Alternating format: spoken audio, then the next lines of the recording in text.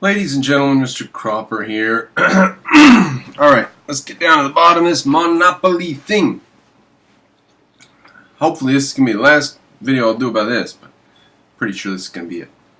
Monopoly is defined by the terms of peace. No, I'm just kidding. Monopoly is defined as mono, meaning one, and pol, meaning politic or authority. Monopole, single authority. Okay? Now, up into the 1890s, the only monopoly that anybody talked about was the government's monopoly on force. So it was not a word in economics. It was not even a word in economics. All right? It was a political word. Now, in order to make it a word in economics, they had to stretch the truth. Now, the reason they chose that word monopoly is because they wanted to insinuate that these big businessmen had become mono-powerful, singularly powerful. That's what the word means. And only the government was singularly powerful up until they said, well, now big business has gotten so big that it is monopoly powerful. And so the monopoly was defined. Now, the problem with that is that Ayn Rand says a monopoly can never exist in a free economy. All the monopolies that exist in the United States are government, right? The power company, everything, all the monopolies you name. The phone company, Ma Bell, had to be broke up. Who made Ma Bell? Who created it? And you'll probably find that if they try to do something to Apple, Facebook, Google, YouTube, that they are probably entrenched because of law. It's the government that's created them. It's certainly the government that allows YouTube to go on existing in violation of massive amounts of copyright law. So, a newspaper couldn't publish tens of thousands of hours of other people's material and say, we didn't put that up, because they don't have the same type of platform. So, for whatever reason, YouTube doesn't fit the description, doesn't fit that law. Well, the government's the one that's in control of that. Any monopoly that occurs would have to be government sanctioned, right? The reason that you can't get a monopoly in the private economy is because your money's competed for all over the economy. Like if the price of electricity really goes up really high and you say, well, there's a monopoly on electricity.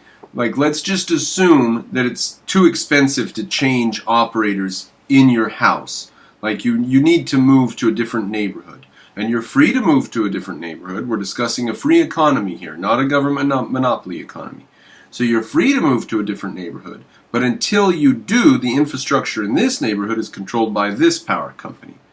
So, if the price gets high enough, then it'll be cheaper for you to move. All right? But until then, it's cheaper for you to stay and just pay the extra high electricity. How high could the electricity go? It could get so expensive that you only plug your refrigerator in on Saturday and Sunday. And where would you spend your money then? Like maybe you cut your electric bill from what you used to pay $100 a month, but now you just quit using the fridge during the week. So now it's down to, with the new prices, it's down to $50 a month, right? So by using only your refrigerator, you don't even turn on lights anymore. Okay, you could adjust your life to things. Or let's say you say there was a monopoly on cars, right? The big three, and you have to buy it from the big three. So they raise the prices and they get into a monopoly and they collude together and they all raise the prices. And this doesn't even have to be a one company doing it. It could be three companies colluding together to do it. So they raise the prices of their automobiles way, way up. And either somebody starts making automobiles. No, that costs so much money.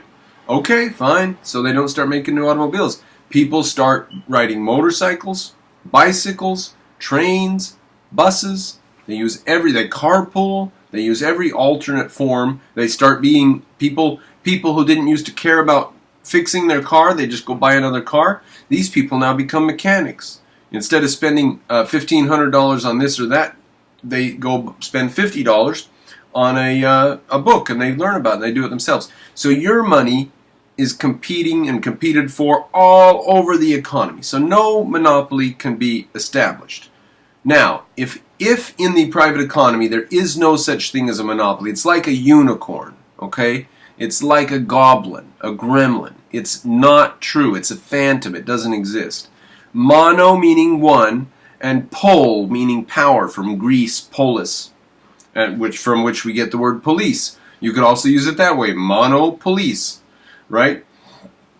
Has nothing to do with the private economy, because in the private economy you voluntarily trade, right? So these supposed monopolies, whatever they are, the electric company or bacon or car sellers, whatever they are, they have to get trade voluntarily. There's no way they can force people, and if the price goes too high, people will buy other things. People will substitute and change, and people will buy other things. And so, if that's true, if it's just a phantom or a unicorn or a goblin, if it's not possible in a free economy for there to be such thing as a monopoly, then the word monopoly doesn't apply to economics. It only applies to government. Now, you want the government to act like it's inside of one of these systems that we call an economy. Okay? An economy is a place where monopolies are impossible, and an economy occurs underneath a monopoly. The government. The only thing that can be a monopoly. The only monopoly that there is. An economy is something that occurs underneath a monopoly.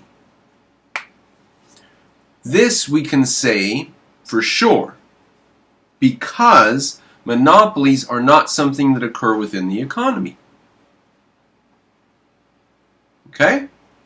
Now, if you do away with monopolies, the thing underneath them, the thing that they grow from, the thing that results from them, will be gone.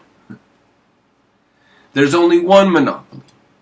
There's only one type of monopoly. There's only one monopoly. It's government. It's the only monopoly. Monopole. Single power.